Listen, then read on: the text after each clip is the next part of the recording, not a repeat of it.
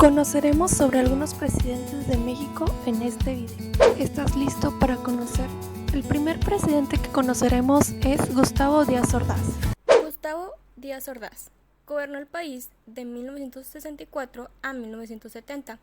Al igual que las dos administraciones anteriores, le tocó lidiar con movimientos sociales, pero con la peculiaridad de reprimirlos de forma violenta y autoritaria. El siguiente presidente es Luis Echeverría Álvarez. Luis Echeverría Álvarez tomó posición como jefe del Ejecutivo el 1 de diciembre de 1970 y permaneció en ella hasta 1976. En su discurso reconoció dos de los retos más importantes que debía tener durante su gestión. En primer lugar, la orientación del proceso de desarrollo económico. En segundo lugar, los problemas derivados de una estructura estatal cada vez más autoritaria. Hola, mi nombre es Julián y les hablaré sobre otros puntos de Echeverría Álvarez. Echeverría Álvarez combatió la situación crítica del país, poniendo en marcha un nuevo modelo de desarrollo, el cual consistía en el que el Estado se ocuparía de las funciones rectoras de la economía, regulando la utilización de los recursos naturales con el fin de que no siguiera como único beneficiario de la minoría del sector industrial, sino que existiera una distribución equilibrada de las riquezas. Además, apoyó proyectos industriales del sector público, como el apoyo del sector obrero.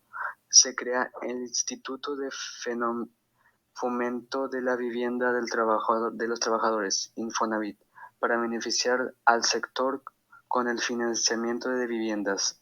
También tuvo un episodio oscuro de represión, como el gobierno anterior, ya que durante su mandato aconteció el halconazo, o la matanza del Jueves de Corpus del 10 de junio de 1971, cuando paramilitares organizados agredieron a estudiantes que se manifestaban y dejaron 17 muertos.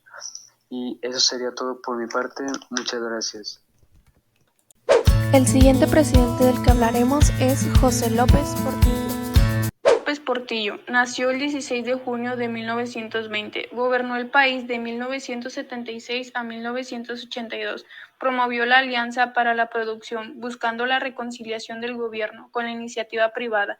En el sector agrario creó el Sistema Alimentario Mexicano, SAM, con el cual perseguía que el país fuera autosuficiente en maíz y frijol y resolver con esto la falta de alimentos. Fue una administración distinguida por la corrupción y porque en este sexenio se descubrió uno de los mantos petroleros más grandes del país. Para fomentar y diversificar la educación terminal y estimular a los egresados de secundaria a estudiar carreras terminales requeridas para el crecimiento industrial, se creó el Colegio Nacional de la Educación Profesional Técnica, o sea, CONALEP. José López Portillo falleció el 16 de junio de 2004.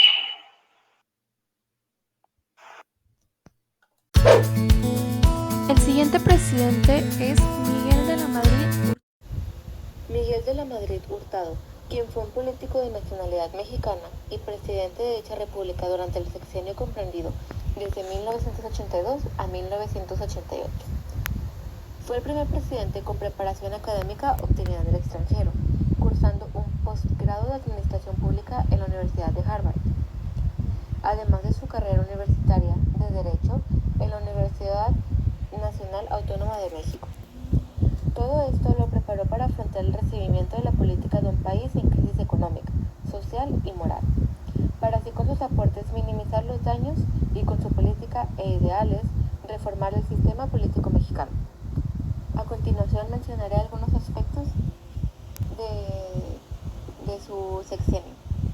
Aspectos económicos. De la Madrid recibió de manos de López Portillo un país en recesión económica y una banca nacionalizada, y el país en una grave situación económica, empeorada por la deuda externa y las circunstancias políticas y económicas a nivel mundial. Anunció un plan de austeridad para sacar a México de una de las crisis económicas más severas en la historia del país. Declaró entonces que asumía la conducción de la República Mexicana en una situación de emergencia económica. De acuerdo al Banco de México, la inflación promediaba el 100% anual, El empleo formal creció 20% entre 1983 y 1985. Hubo caídas drásticas en materia de producción y disminuyó el poder adquisitivo. Él inició la apertura económica, la desregulación y descentralización, así como la privatización de empresas estatales. A finales de su gobierno, una muy fuerte devaluación afectó nuevamente la ya quebrantada economía mexicana. Aspectos políticos.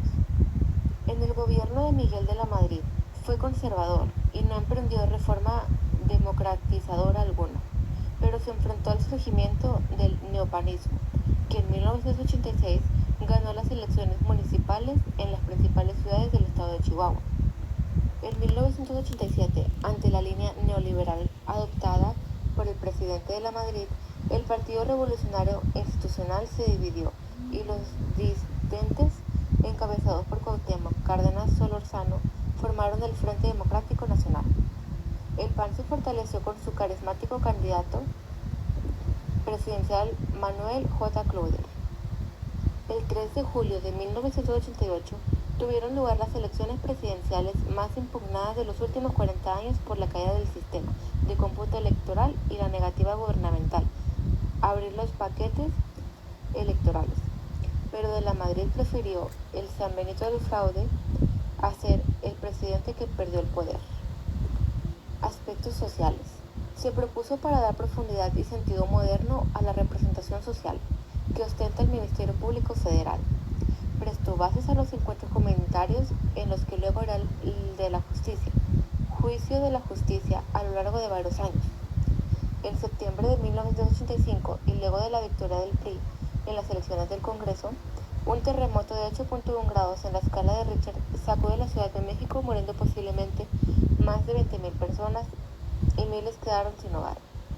Tanto las declaraciones del presidente de la Madrid, señalado que el país no quiere ayuda extranjera para enfrentar la tragedia, como su decisión de no permitir que el ejército colaborara con la población en las labores de rescate durante las primeras horas posteriores al terremoto, le valieron severas críticas a su administración.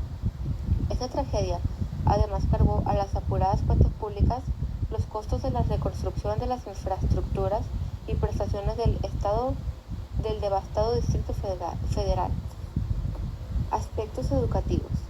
Las políticas educativas se plasmaron en el Programa Nacional de Educación, Cultura, Recreación y Deporte 1984-1988. Su objetivo principal era elevar la calidad a partir de la formación integral de docentes, que aunado a las exigencias de profesionalización del magisterio dio origen al Plan de Estudios 1984, que exigía para el ingreso estudios del nivel medio superior y estaba diseñado para 4 años durante los cuales se generarían docentes capacitados para la investigación educativa y al mismo tiempo se les preparaba para su labor áulica. Aportaciones positivas. En el primer año de su gobierno, la relación con Estados Unidos fue positiva e incluso se reestructuró la deuda a México gracias al apoyo del presidente Reagan. Se entregaron apoyos de crédito a la industria con intereses bajos para apoyar al sector productivo de México, esperando reactivar la economía, pero no funcionaron. Él emprendió la renovación moral de la sociedad, elaboró un plan global de desarrollo, estableció a nivel constitucional un sistema de planeación democrática y, más importante, inició con la apertura económica, la desregulación y descentralización, así como la privatización de empresas estatales, algo que seguiría bajo su sucesor. Durante su administración, el número paraestatales se redujo de 1.155 en 1982 a 413 en 1988. En enero de 1986, aproximadamente 3 años de negociaciones, México logra ser admitido al GATT, siendo el punto más fuerte de esta administración. Aportaciones negativas. Creó el plan de privatizar a los bancos, que ya no fueran del gobierno sino del sector privado, otorgando privilegio a los exbanqueros adquiridos. Aumentó el IVA del 10 al 15%, con excepción de algunos productos básicos que quedan exentos. Se ordenó las ventas de empresas del gobierno, que significaba un gran desembolso de dinero que no había.